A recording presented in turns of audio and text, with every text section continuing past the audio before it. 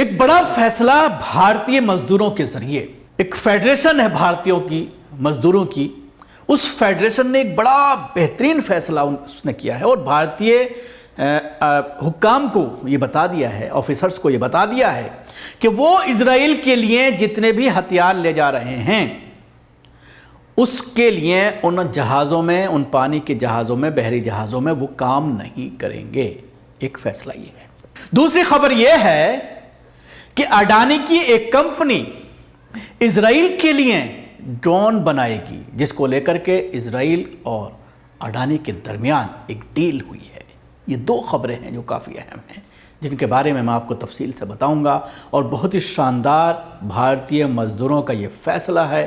انسانیت کے ساتھ کھڑے ہونے کی انہوں نے دلیل دی ہے اور یہ بتا دیا ہے کہ جس طرح سے اسرائیل کے ذریعے نہتے مسلمانوں کو شہید کیا جا رہا ہے، ہزاروں بچوں کو اپاہج اور یتیم بنایا جا رہا ہے، ہزاروں عورتوں، بزرگوں اور بچوں کو شہید کیا جا رہا ہے، اسرائیل کے اس آتنک کے خلاف وہ ایک بڑا فیصلہ لیتے ہیں اور وہ یہ کہتے ہیں کہ ہم اسرائیل کے جتنے بھی بحری جہاز جس میں ہتھیار اپلوڈ کیا جاتا ہے یا ان لوڈ کیا جاتا ہے، اس کارروائی میں ہم شامل نہیں ہوں گے۔ ہم جہازوں میں اسلحہ لوڈ نہیں کریں گے اور نہ ہی ان لوڈ کریں گے۔ یہ فیصلہ ان کے ذریعے کیا جا رہا ہے، جس کو انٹرنیشنل لیول پر آج پوری دنیا میں اس خبر کو بڑی مہتویت سے لیا گیا ہے۔ پوری دنیا اس خبر کو لے کر کے چرچا کر رہی ہے۔ معاملہ ہے سمندروں میں مال برداری کی صنعت سے وابستہ کارکنوں کی یونٹوں نے کی ایک فیڈریشن ہے، جس میں بھارتی آفیسرز کو انہوں نے یہ کہہ دیا ہے کہ وہ اسرائیل کے لیے اسلحہ لے جانے کے جو امور میں وہ حصہ نہیں لیں گے۔ غزہ میں جاری اسرائیلی جنگ کے دنوں میں بھارت سے اسلحے کی ترسیل میں اس رکاوٹ کی اطلاع غیر معمولی واقعہ ہے۔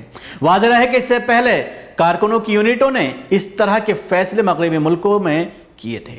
انسانی حقوق کے لیے کام کرنے والی بین الاقوامی تنظیموں نے بھی اسرائیل کو اسلحہ سپلائی کے خلاف آواز اٹھائی ہے۔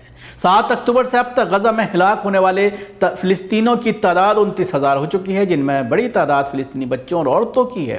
بھارتی ٹریڈ یونینوں کی فیڈریشن تقریباً ایسے 3500 مزدور اور کارکنوں کی نمائندگی کرتی ہے۔ یہ کارکن بھارت کی 11 بندرگاہوں سے جڑے ہوئے ہیں۔ ٹریڈ یونین کے ورکرز نے موقف اختیار کیا ہے کہ وہ معصوم فلسطینی بچوں اور عورتوں کی ہلاکتوں میں کردار ادا نہیں کریں گے۔ غزہ میں اسرائیلی بمباری کے تسلسل کے خلاف بہت سے یورپی ملکوں میں بھی کارکنوں نے اسلحہ ساز کمپنیوں کو کارکنوں اور عوام کے اس طرح کے احتجاج کا سامنا کرنا پڑا ہے۔ حالیہ دنوں میں ہالینڈ کو وہاں کی مقامی عدالت نے اسرائیل کو F-35 جنگی طیاروں کے فاضل پرزوں کی ترسیل نہ کرنے کا فیصلہ دیا ہے۔ بھارت اسرائیل کے قریبی اتحادی ملکوں میں سے ایک ملک ہے، لیکن عوامی سطح پر بھارت میں فلسطینیوں کی غیر معمولی حمایت پائی جاتی ہے۔